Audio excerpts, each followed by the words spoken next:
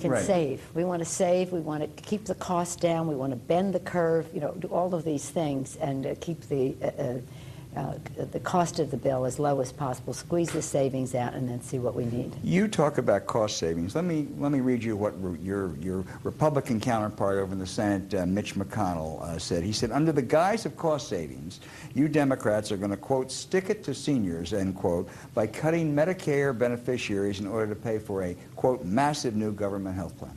It's amazing what people are willing to say. That's the message of the insurance company, insurance industry in America. They have been the ones with exorbitant profits, immoral decision-making in terms of coming between patients and their doctors. You know, with all due respect to Mitch McConnell, what he said is not true. And the fact is that AARP supports what we are doing. This isn't about cutting any benefits for any seniors. In fact, what it does is improve the situation for seniors by closing what is called the donut hole, reducing their cost for prescription drugs.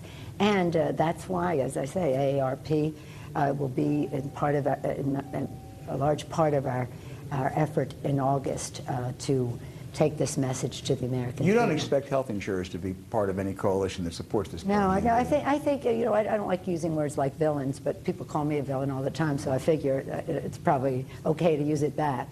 They have been the ones who have held, the American people have been at their mercy.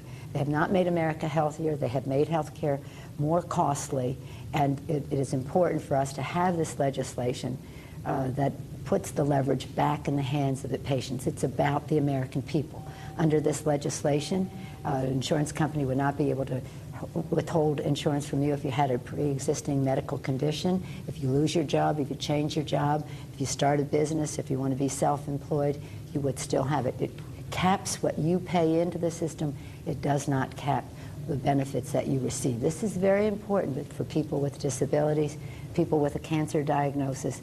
Their vulnerability economically is reduced because of our legislation. The insurance industry doesn't like this at all. They like their big profits at the expense of the health of the American people, and they are feeding this flame of misrepresentations that you hear from Mitch McConnell. All of your bills have one form or another of a public option.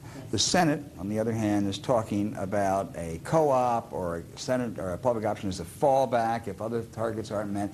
If a final bill doesn't have a public option, like one of your three committees has written, would you oppose it?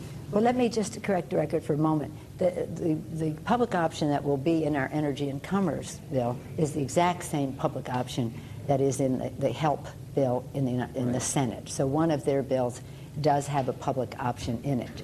I believe that a robust public option is the way to keep the insurance companies honest, to increase competition. Is it a litmus test? And to improve health care, reduce cost, expand choice for the American people.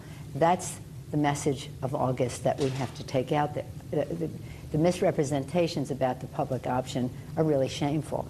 But you know, the fact is now we'll have the best possible bill.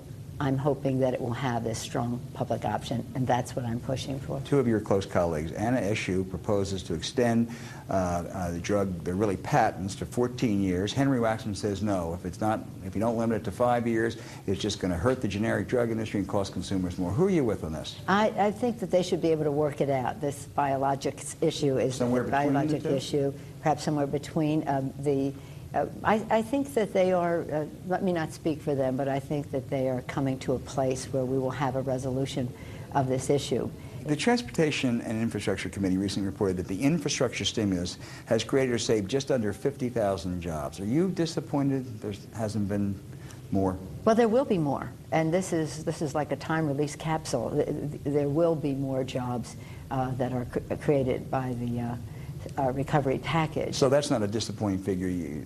No, I'd like it to be more, but it will be. And even Republican economists have said that recovery package, without the recovery package, the unemployment rate would be 3% higher than it is now. So-called cash for clunkers. The House voted up to $2 billion more, extend the program.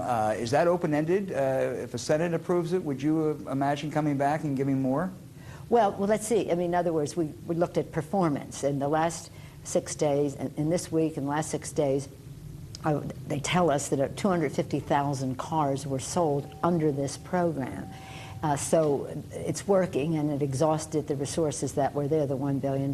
So we're putting $2 billion in, and we'll see how that goes. There may be a diminishing return that happens after a while, after many of these cars have been traded in. But in the meantime, we've created jobs in the auto industry, we've helped the consumer, we've had an impact on the economy, and we have protected the environment. So it's all very positive. Speaker Pelosi, thank you for being with us. Have a very happy August recess.